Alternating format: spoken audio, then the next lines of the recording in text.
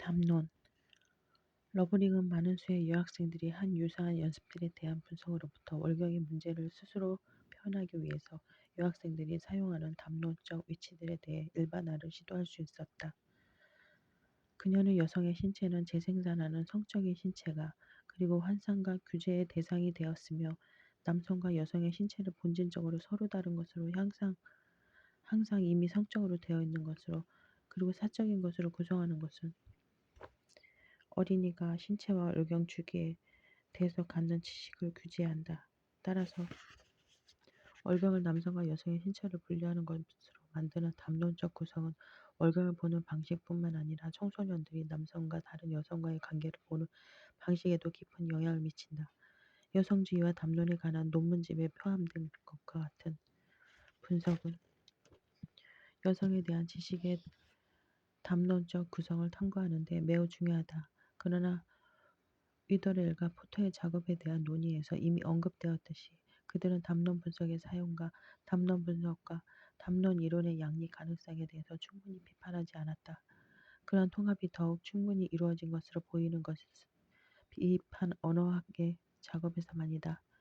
비판 언어학자들, 담론 이론가들, 이러한 분석상의 어려움 때문에 비판 언어학자들, 담론 이론가들은 근본적으로 다른 형태의 분석을 발전시켰다. 이 분석은 담론 용어를 약간 변화시켰다. 이러한 집단의 언어학자들은 텍스트에 대한 정치적 분석을 발전시키는데 관심을 가져왔다.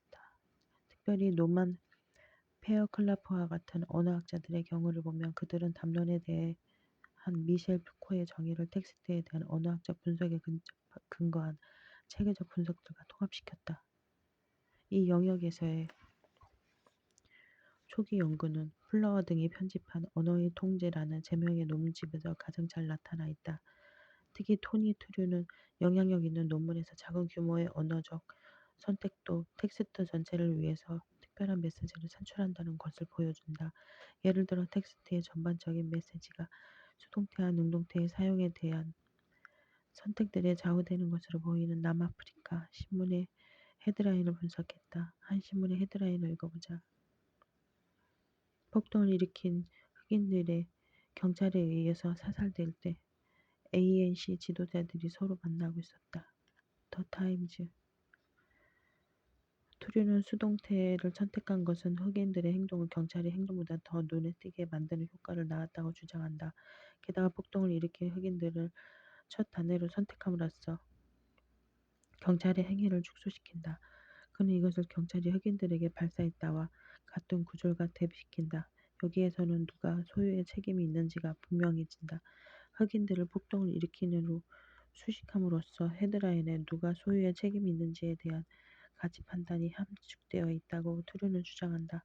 트루는 텍스트 전체를 통해서 능동태보다는 수동태와 같은 요소들에 대한 체계적 선택에 대해서 관심을 갖고 그리하여 반복된 선택이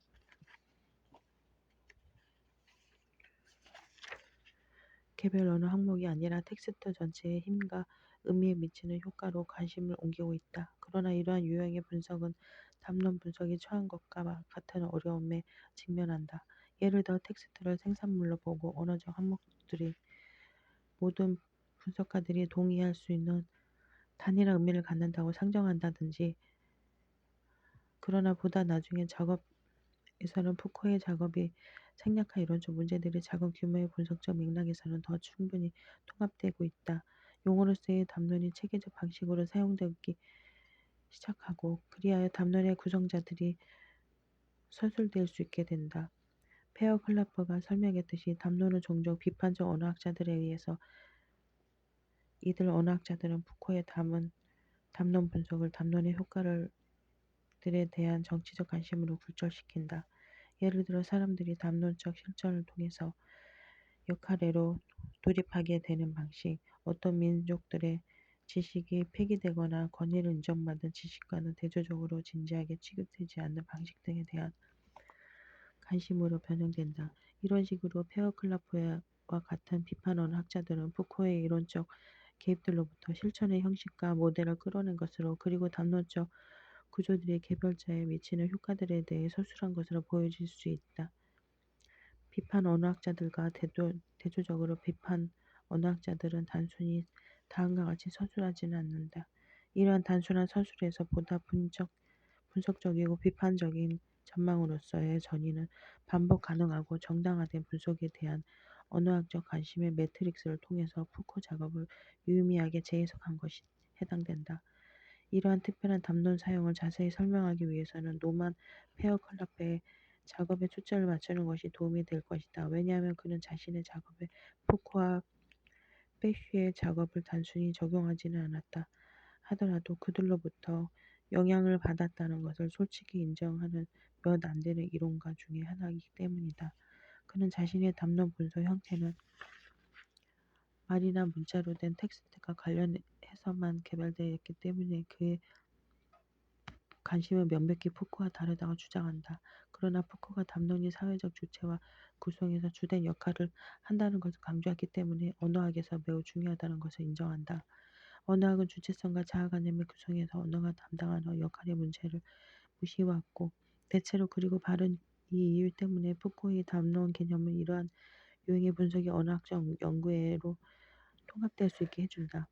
페어 클라프는 담론에 대한 푸코의 작업의 두 가지 중요한 통찰 때문에 언어학자들에 의해서 유용하게 이용될 수 있다고 주장한다. 1. 담론의 구성적 본성 담론은 대상들을 포함하여 사회적인 것과 사회적 주체들을 구성한다. 2. 담론성과 상호 맥락성의 우선성 모든 담론적 실천들은 다른 것과의 관계를 통해서 확인되고 복합적인 방식으로 다른 것에 의존한다. 이러한 주장에 의해서 그가 의미하는 것은 그 자신은 우리가 사회적인 것이라고 간주하는 것이 대체로 담론의 작용을 통해서 구성되는 방식에 관심을 갖는다는 것과 둘째로 담론의 구조 내 구조들 간의 관계가 존재하게 되는 방식에 관심을 갖는다는 것이다. 페어 클라프가 푸코의 저작에 더한 것은 세밀한 언어학적 분석과 실제 텍스트는 맥락에 떠날 수 없다는 지적들이고 그리고 또한 담론을 서로를 중거로 가지고 있으며 그 중거의 과정 속에서 존재한다는 개념이다. 그는 푸코가 실제의 실천에 대한 지시와 투쟁과 변화라는 실천성에서의 언급이 심각하게 부족하다는 사실을 발견했다. 이제 나는 페어 클러프의 저작에 들어있는 이 두 요소들을 다루고자 한다. 먼저는 담론은 사회적인 것을 만들어내고 그러므로 사회적 주체들을 만들어낸다는 생각을 보겠다. 그는 사회적 관계의 담론적 구성에 초점을 맞추었고 따라서 특별한 맥락에서의 자아에 초점을 맞추었으며 특이하게도 주로 진료라는 맥락에서의 자아에 초점을 맞추었다. 그는 의사와 환자 사이의 담론을 예를 들어 여러 개 드는데 이 담론은 의사가 주도권을 가진다. 그리고 향후의 대화에 대한 누가 해석을 하고 전체적 의미를 요약한 것인가 등을 의사가 결정한다. 페어 클라프는 이들의 상호작용 속에서 환자가 미리 그의 의학적 상황에서 그 스스로의 걱정을 알리려고 노력하지만 그러나 이 진술들은 모두 무시되고 의사는 오직 그의 진단과의 관련하에서만 이 요소들을 언급하고자 한다는 것을 논증한다. 가령 예를 들어 환자가 배가 아프다고 말한다고 해보자. 이 면담에서 우리는 의사가 미리 보유한 절차에 따라서 대화를 이끌어가고 교제해 간다는 점과 환자가 이를 방해하는 것이 허용되지 않는다는 것을 알 수 있다. 페어 클라프는 의사가 오직 그가 관련이 있다고 느끼는 사실만에 초점을 맞춘다고 점에 관심이 갖는다. 따라서 환자는 의사에게 잠자는 것과 관련한 여러 가지 문제를 가령 예를 들어 술이 잠자는 것을 방해하는 것 같다는 것을 알리려고 노력하고 있다는 것이 명백하다. 그런데 의사는 오직 술의 양에만 관심을 갖고 이것이 잠드는 것과 관련이 있다는 것은 점을 무시한다. 정상적인 담론의 분석과 이 담론의 분석이 다른 점은 페어 클라프가 의사의 담론, 간섭이 더 효과적인 것과 마찬가지로 환자 자신이 비록 실패는 했지만 담론 권리를 주장하고자 시도했다는 것에 흥미를 가진다는 점이다. 나아가 페어 클라프는 환자가 무엇을 말하고자 하는지 그의 동기가 무엇인지를 알고 있다는 것을 가정하지 않는다. 환자가 의학적 조사의 어떤 측면에서 진술을 망설이면서 그 자신의 상태에 대한 어투의 선택에 자신이 없어 할 때 페어 클라프는 다음과 같이 지적한다. 따라서 페어 클라프는 단지 상호작용의 구성 요소를 진술하고자 하지 않는다. 또한 그는 과거에 자신이 민속학 방법 민속학 방법론자와 담론 분석가로서 자주 행해온 바와 같이 특정한 상황에서 이루어지는 권력의 강제를 설명하는 것이 아니다. 오히려 그는 이러한 유형의 상호작용을 통해서 전체 사회에서 작용하는 권력관계의 복합성을 드러내는 방법에서 관심을 가진다. 그는 단지 의사가 그의 통제를 주장하는 방법론을 분석하는 것에만 관심이 있는 것이 아니다. 나아가 그는 환자가 자주 모호하게 응답하고 감탄사를 사용하는 것에 초점을 맞춤으로써 의사와 환자의 상호작용을 처음에 생각하는 것보다 더 분열적인 것으로, 그리고 덜 질서화된 것으로 파악할 수 있다. 그는 환자와 의사의 면담이 다른 종류의 담론들을 구성하는 것으로 보았다. 그러나 의사와 환자의 만남 속에서 이 담론들은 서로 충돌한다. 전문 의사의 담론은 오직 환자의 생활과 행위의 일정 측면에만 초점을 맞추어서 외관상 서로 아무런 관련도 없어 보이는 질문들로 구성되어 있다. 환자의 실제 상황의 담론은 환자의 생활의 다른 모든 측면과 관계가 있는 질병에 초점을 맞추고 있다. 페어 클라프는 이런 유형의 의학적 면담을 유사 의료 행위자와 그의 환자 사이에 이루어지는 면담과 대비시킨다. 그럼으로써 그는 전문 의료 행위가 이루어지는 면담을 그 근본적인 토대로 도전하는 담론의 유행 옆에가 나란히 놓는다. 의료 담론의 이 두 가지 유형은 단지 공존하는 것이 아니다. 그들은 갈등 속에 있다. 그는 주장한다. 의학적 면담의 다양성 사이에서 벌어지는 투쟁에서 문제가 되는 것은 상당한 진료를 구분하는 경계라는 의미로서의 담론 질서 내외 경계이며, 각 담론들에 대해서 담론의 질서들 내외 요소들에 대해서 명료히 하는 것이다. 페어 클라브가 초점을 맞추는 두 번째 요소, 담론의 합리적 성격은 줄리아 크리스테바의 용어인 상호 텍스트성에 대한 그의 논의에서 특히 잘 다루어지고 있다. 원래 용법상으로 보면 이 개념은 텍스트가 다른 텍스트에 준거하는 경향과 다른 텍스트에 대한 준거에 의해서 구성되는 경향으로 넓게 정의될 수 있다. 이 용어는 담론에 대한 토론에서 일반적으로 사용되는 것은 아니다. 페어 클라프는 여기서 이 용어와 추상적 구성 요소보다는 특수한 구성 요소들을 취급하고자 노력하고 있다. 페어 클라프는 크리스테바의 정의를 수정하여 이 용어를 푸코주의 패러다임 안에 설정해서 이 상호 텍스트적 준거를 사회적 맥락 안에 자리 잡게 하며, 상호 텍스트성은 담론 내에서 병화를 야기시키는 대화의 구조 중의 하나라는 사실을 강조한다. 페어 클라프는 상호 텍스트성을 헤게모니, 즉 개인이 자기 스스로의 여갑 속에서 결론을 내리는 방식과 결부시킨다. 상호 텍스트성의 개념은 텍스트의 재생산을 가리키고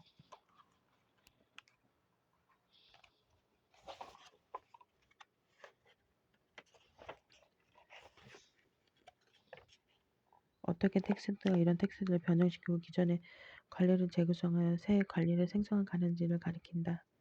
요컨대 권력 관계에 대한 푸코의 관심에 크리스테바의 순수의 텍스트적인 개념을 더해서 페어 클라프의 담론이 사회적 주체로서의 개인들의 영향을 미치는 메커니즘의 일부를 설명하고자 했다. 페어 클라프의 담론 분석 가운데 가장 독특한 점은 모호성에 대한 그의 관심에 있다. 상클레어와 콜타르와 같은 담론 분석가들의 경우 담론 단위의 의미는 명백하지 모호하지 않다. 페어 클라프는 텍스트의 의미는 때때로 결정되어 있지 않고 담론 내의 단위들은 다양하게 해석되어야 한다고 강조한다. 그가 보기에는 상호 텍스트성은 텍스트 안에서 모호성이 생겨나게 하는 텍스트적 구성의 한 측면이다. 만약 한 텍스트에서 연원한 연술이 다른 텍스트에 통합되면 그것은 일종의 분열을 가져온다. 만약 한 텍스트의 겉모습이 다른 텍스트들에 의해서 단면적으로 결정된다면 이 경우 그 텍스트의 겉모습을 이루는 요소들은 텍스트 상호 간의 네트워크의 관계에서 명백하게 자리를 잡을 수 없다. 상호 텍스트성이 텍스트 속에서 그 자신을 드러내는 과정, 담론 구조들이 권력 관계에 영향을 미치는 방식에 주목하는 분석에서 상호 텍스트성이 초점이 되는 방식에 대해 페어 클라프가 된 예를 살펴보자. 그는 1985년 제 실린 마약과의 전쟁에 군대를 부르자라는 헤드라인을 단 마약 거래에 관한 기사를 예로 들었다. 아래 부분은 그 기사의 일부이다.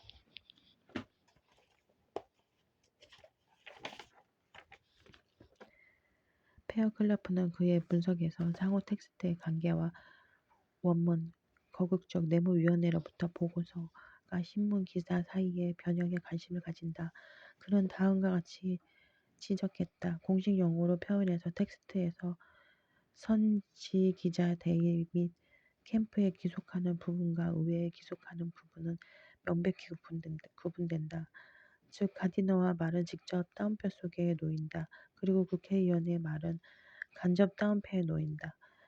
가령 예를 들어 국회의원들이 요구했다든가 그들이 말했다 등등. 그러나 위원회의 원래 보고서를 지칭함으로써 페어 클라프는 전체 기사가 선지 입장과 위원회의 목소리의 혼합물이라는 것을 밝힐 수 있었다. 그러므로 누가 한 말인지가 종종 불명확하다. 그는 헤드라인 마약과의 전쟁에 군대를 부르자를 예로 든다. 이 헤드라인은 따옴표가 표시되지 않았다. 그러나 이 헤드라인에 감탄부호가 포함되어 있기 때문에 우리는 이것이 다른 사람의 말의 인용이라는 것을 믿게 된다. 따라서 여기에서 누가 말했는지에 대한 근본적인 모호함이 존재한다. 페어 클라프는 원문의 한 절을 인용하여 이것을 기사와 비교한다.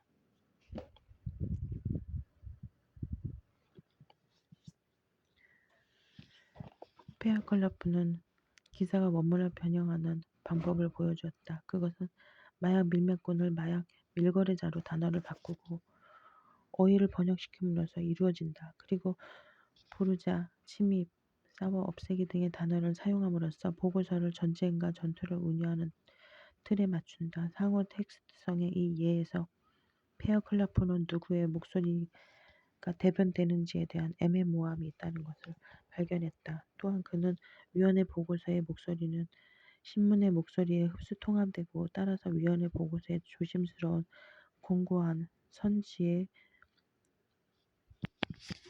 더 명쾌하고 더 극단적인 주장으로 바뀌었다는 것을 발견했다.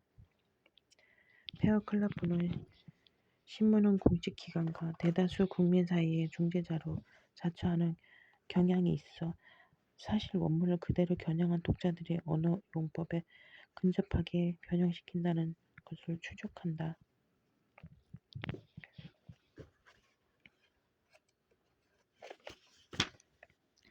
따라서 이런 종류의 분석에서 페어 클라프는 더 큰 규모의 사회적 공동체 내에서 공적인 영역과 사적인 영역 사이의 관계에 영향을 미치는 더 큰 사회적 변화 속에서 일어나는 담론 과정을 아주 조심스럽고 자세하며 면밀한 텍스트 분석에 연결시켰다.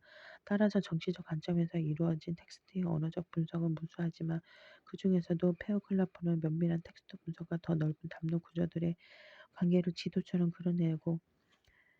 내려오고 시도한 몇 안 되는 분석가 중에 한 사람이다. 이 장에서 나는 담론을 한편의 확대된 텍스트의 구조들에 대한 분석이라는 뜻으로 사용한 언어학자들은 그 텍스트의 보다 고차원의 조직에 초점을 맞추는 분석의 푸코의 작업을 이용하여 분석을 정치적으로 변형된 형태로 발전시키는 언어학자들 및 사회심리학자들로부터 구분하고자 시도했다. 담론 분석가들은 직접적인 맥락에서 이루어지는 상호작용의 내적 구조에 관심을 갖지 단지 포괄적으로 이 개별 대화들을 보다 큰 사회적 구조에 관련시키지는 않는다. 개인적 상호작용을 보다 광범위한 담론 구조와 사회 구조에 연결시키는 것에 대한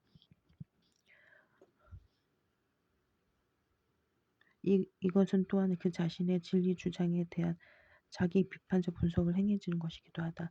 그리고 이러한 관심은 물론 의미를 소박하게 텍스트에 기속시키는 것의 위험도 깨닫고 있다. 이 분야에서 미래 작업을 위한 가장 큰 잠재력을 가진 것은 바로 이와 같이 거대한 사회적 문제들을 보다 작은 분석적 문제들과 연관시키는 것이다.